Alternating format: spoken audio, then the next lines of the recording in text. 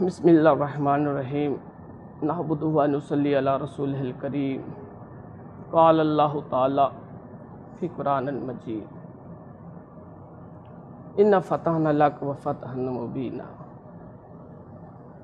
آج ہمارا مکہ مکرمہ میں آخری روز ہے، آج ہماری مکہ مکرمہ میں آخری شام ہوگی۔ آج کا دن ہمارے لیے بڑا مشکل ہے۔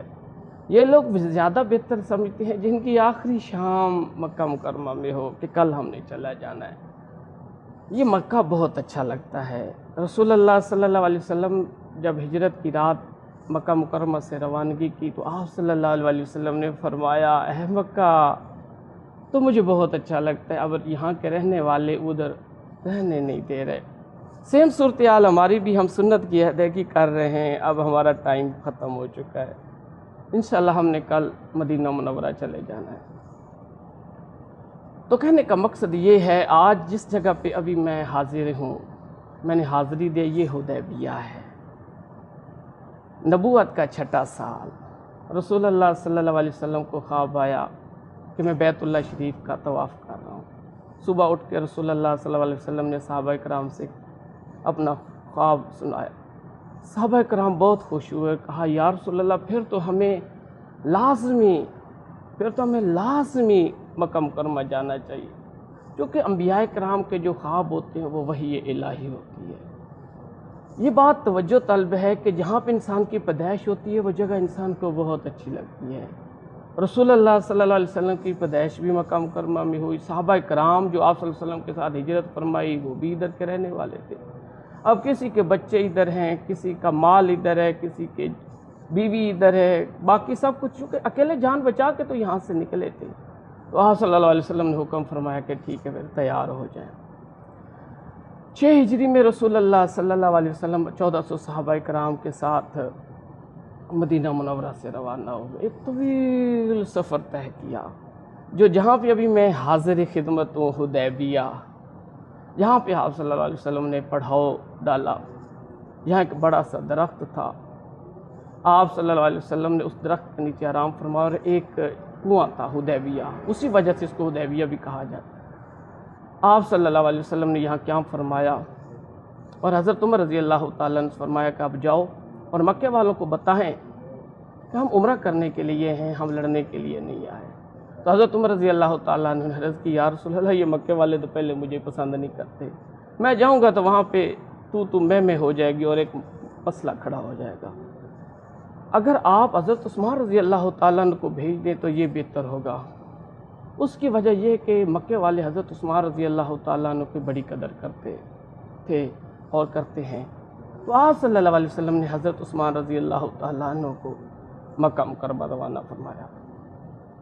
تو حضرت عثمان رضی اللہ تعالیٰ نے جب مکہ مکرمہ آئے اور ان کو بتایا کہ آپ صلی اللہ علیہ وسلم تو یہاں لڑائی جھگڑے کے لیے نہیں آئے، صرف عمرہ کرنے کے لیے آئے ہیں۔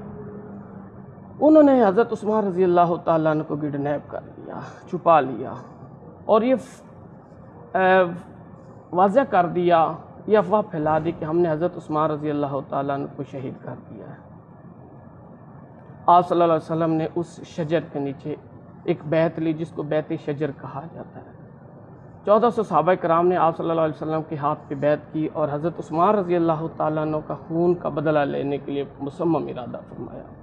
جب اس کی خبر قریش مکہ کو، سرداران مکہ کو ہوئی تو انہوں نے کہا کہ یہ تو ٹھیک نہیں، ان کو یہ بھی خبر ہو چکی تھی کہ اب ہماری خیر کوئی نہیں ہونی۔ تو انہوں نے پھر سہیل بن عمر کو روانہ کیا، کہا کہ آپ جا کے ان کو بتائیں کہ آپ ہمارے ساتھ لڑائی نہ کریں، آپ اتنا سخت قدم اٹھا چکے ہیں، ہمارے ساتھ صلح کر لیں۔ تو آپ صلی اللہ علیہ وسلم نے اس پہ متفق ہو گئے۔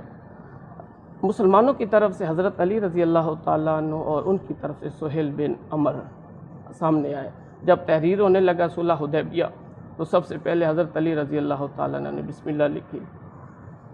تو سہیل بن عمر نے کہا یہ کیا، جب ہم اللہ کو اس طرح مان لیں تو پھر ہمارا جھگڑا ہی کوئی نہیں۔ پھر من جانب رسول اللہ لکھا، تو انہوں نے کہا جب محمد صلی اللہ علیہ وسلم کو اللہ کا رسول مان لیں تو پھر تو ہمارا جھگڑا ختم ہو گیا۔ آپ صلی اللہ علیہ وسلم نے حضرت علی سے فرمایا کہ کوئی بات اس کے بغیر لکھیں۔ سو یہ شرائط لکھی گئی کہ 10 سال تک یہ جنگ نہیں ہوگی۔ اگر کوئی مکہ سے مدینہ آ جائے گا تو اس کو واپس کیا جائے گا، اور اگر کوئی مدینہ سے مکہ آ جائے تو عجیب سی یہ شرط تھی، اور یہ پھر کہا گیا کہ اب 3 سال تک یہ جنگ نہیں ہوگی، اور مسلمان اتنی طویل مسافت کے بعد آئے تھے ادھر کہ اب واپس چلے جائیں۔ مسلمانوں کے اندر یہ ایک بڑا اضطراب تھا کہ یہ جو شرائط ہیں، جو چند میں بھی آپ سے سامنے ذکر کی ہیں، کہ یہ کیسی شرائط ہیں؟ تو آپ صلی اللہ علیہ وسلم نے حضرت علی رضی اللہ تعالیٰ عنہ سے فرمایا کہ یہ سب لکھیں، اور آپ صلی اللہ علیہ وسلم نے نیچے سٹیمپ لگائی اور سائن کر دیے۔ تو اللہ نے اس کو فتح مبین قرار دیا۔ جو بظاہر لگ رہا تھا کہ یہ معاہدہ ٹھیک نہیں ہے، چونکہ سہیل بن عمر کا اپنا بیٹا ابو جندل بھی اس میں شامل تھا، جو آپ صلی اللہ علیہ وسلم کے پاس آ گیا تو کہا میں اب واپس نہیں جانا چاہتا، لیکن شرائط کے مطابق آپ صلی اللہ علیہ وسلم نے فرمایا نہیں آپ واپس چلے جائے۔ واقعہ لمبا تھوڑا سا یہ بات، تو آپ کو اب وہ حدیبیہ کا کنواں دکھاؤں گا انشاءاللہ، آپ ہمارے ساتھ رہیے گا۔ ناظرین، ہم جو مسجد حدیبیہ اس سے ذرا باہر نکلے ہیں، آپ کو وہ دکھانا چاہوں گا، وہ کنواں ہم اسی کی طرف جا رہے ہیں جس کنویں کے قریب آپ صلی اللہ علیہ وسلم نے پڑاؤ کیا تھا۔ یہ بالکل مسجد سے ملحقہ ہے۔ اب ہم وہاں پہنچ رہے ہیں، اور ساروں کے لیے دعا مانگ رہا ہوں کہ اللہ تعالیٰ ساروں کو یہاں بلا اور بار بار بلا۔ ناظرین، یہ وہ کنواں ہے، ایک بڑا سا درخت بھی ہوا کرتا تھا، اب وہ یہاں نظر نہیں آ رہا۔ ناظرین زیارت فرمائیں، یہ وہ جگہ تھی جہاں پہ وہ معاہدہ لکھا گیا۔ یہ یہاں پہ ایک کنواں تھا، یہ ایک بڑی خوبصورت جگہ ہے۔ اللہ تعالیٰ سے بار بار دعا مانگ رہا ہوں کہ ہے اللہ تعالیٰ سارے مسلمانوں کو یہاں لا اور بار بار لا۔ یقین کریں مجھے یہاں پہ یہاں حاضر ہو کے مجھے بہت اچھا لگا، مجھے بہت خوشی ہوئی، بہت خوشی ہوئی۔ آپ صلی اللہ علیہ وسلم کے ان جگہوں کی زیارتیں کر رہا ہوں جہاں پہ آپ صلی اللہ علیہ وسلم تشریف لائے۔ ساروں کے لیے دعا مانگ رہا ہوں، بار بار دعا مانگ رہا ہوں کہ اللہ تعالیٰ لے آ، بار بار زیارت۔ بہت شکریہ، اللہ حافظ۔